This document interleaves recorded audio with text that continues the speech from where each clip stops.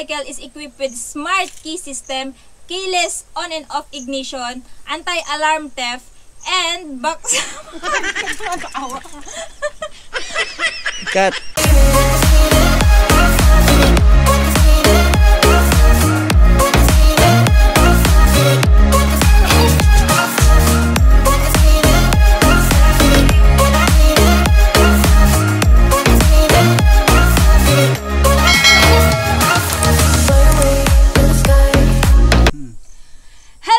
Welcome back again to my YouTube channel. It's me again, your Langga Gail. So for today's vlog guys, magbibigay tayo ng first impression at review dito sa na-experience kong Honda Click 150i.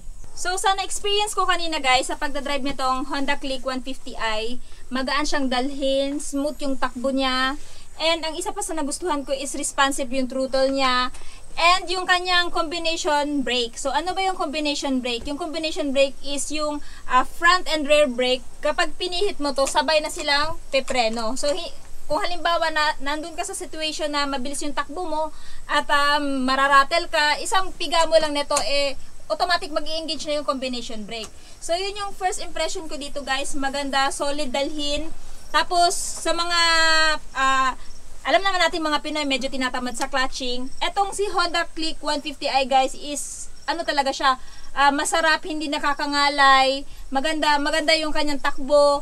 And aside from that guys is smooth yung takbo niya. This motorcycle is equipped with smart key system, keyless on and off ignition, anti-theft alarm, and answer back system. So, ngayon guys, i-open natin yung motor. So, paano ba siya i-open since ang gamit natin na hindi susi at keyless nga siya. So, first, pindutin natin to. One click lang. Yan. And then, saka natin ipipress to. Pag nakita nyo ng umilaw yan guys, ito nakikita nyo tong parang, ano yan, letter I. Ipupush nyo siya at, yan. Dapat dito yan siya sa may I yung direction niya is dito sa I nakaturo. So yan, nakikita niyo naman yung panel board is ano na siya, open na siya, fully digital siya. And dito sa left side makita niyo yung fuel gauge, yung kanyang odometer, yung kanyang voltmeter 12.1. Bakit siya may voltmeter? It's because wala siyang kickstarter. So, yan ang kinaganda niya guys. Kahit wala siyang kickstarter, meron siyang voltmeter. So, makikita nyo doon. Diyan nyo makikita kung may battery pa siya. And next, meron siyang time. So, yung time yan, 11:42 in the morning. Then, meron siyang select button and set button. So, sa select, makikita nyo dito yung total kilometer. So, nasa 1,366 pa lang yung takbo niya. Then, yung kanyang trip A, trip B, at ang kanyang average fuel consumption. And next, dyan nyo pala makikita yung kanyang voltmeter. So, yun guys. Next, dito naman tayo sa kanyang brake. So, since combi brake siya, so, itong brake na to, pag pinihit nyo na to, sabay na mag-i-engage yung kanyang front and rear brake. And meron din siyang brake lock. So, ano ba yung brake lock? Yung brake lock, guys, is halimbawa nasa uphill siya at ipapark nyo siya. So, since automatic siya ng motor, hindi siya motor na kagaya ng semi-automatic na kung nasa uphill, magpepermera kayo para hindi siya bumaba. Eto, meron siyang brake lock. So, paano ba yan gamitin?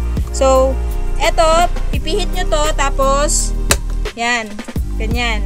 So, yan, kahit naka-uphill siya, hindi na yan bababa. So, paano ba naman siya i-release? So, pindot nyo ulit to. Pihitin nyo ulit to. Yan. Pusa na siya magre-release. So, yan yung kinaganda ng 150i na Honda. Next, dito naman tayo. Naka-full LED light siya, guys.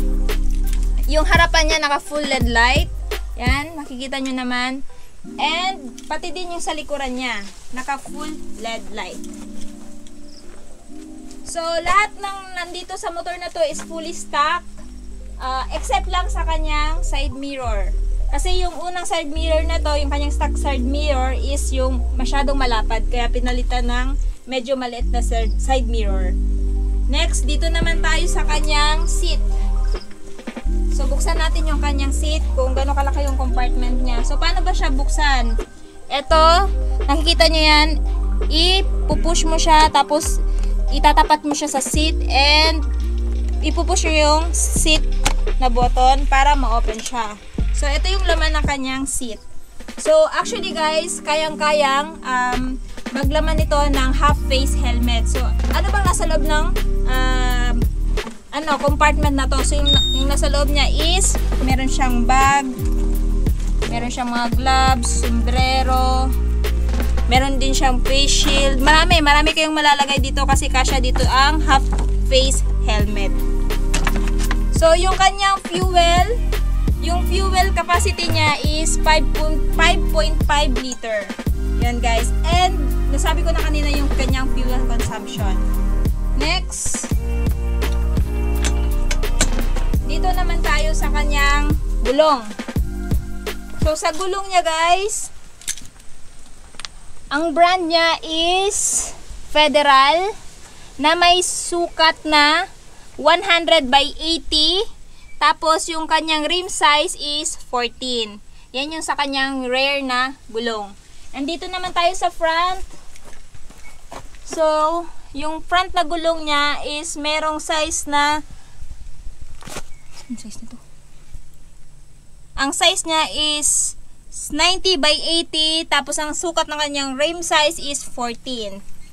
Yun. So, ito palang Honda Click 150i is hindi siya naka-abs. Meron lang siyang combi brake.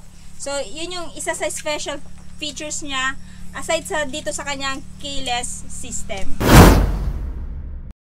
This motorcycle guys is 4-stroke SOHC liquid cooled ESP. Tapos meron siyang displacement na 150cc. And sa katulad nga ng sinabi ko kanina, electric yung starting system niya. Tapos, yung kanyang front, yung gamit na disc brake is hydraulic disc brake. And then, yung kanyang rear brake naman is mechanical leading trailing. So, yun yung gamit niya guys. Tapos, ang seat height niya pala guys is 769 mm. Ground clearance 132 mm. Tapos, yung kanyang curb weight is 113 kg. So, si Honda Click 150i is PGM-FI fuel injection na din siya. Tapos yung kanyang itong kanyang cover sa kanyang muffler is plastic. Naka-plastic siya. So, if ever na maano nyo yung binti nyo dito, hindi siya mapapasok kasi meron siyang cover na plastic. So, ngayon guys, papaandarin natin tong motor.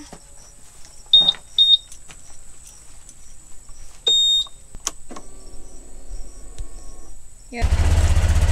So, yan. Napaandar na natin.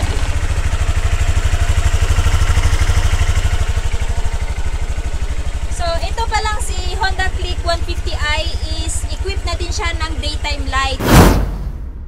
So, standard yung kanyang switches. Meron siyang high beam, low beam, horn, yung kanyang signal light, left, right. Then, meron siyang start button. At para sa akin guys, bago to kasi first time ko maka-encounter ng ganitong motor kasi alam niyo naman sa atin is standard lang talaga yung kung ano yung nasarapan ng motor na to.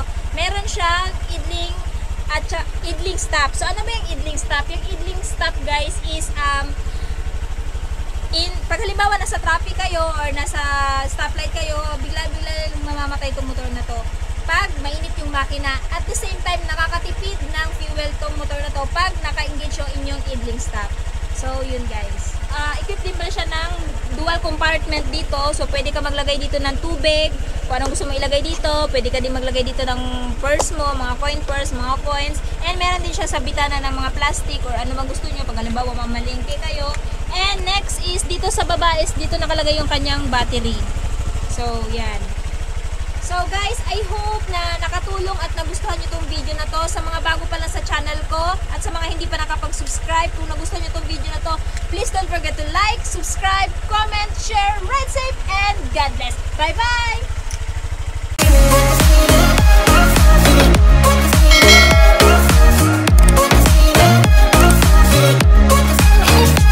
So guys, guys, kung nagtataka kayo kung nasaan ako at napapansin nyo naman, puro mga puno, mga dahon, nasa kubo ako. Ipapakita ko po sa inyo kung nasaan ako. So, Dapat nagsasalita ka pa dyan. ano sasabihin ko? Tapos na nga ako.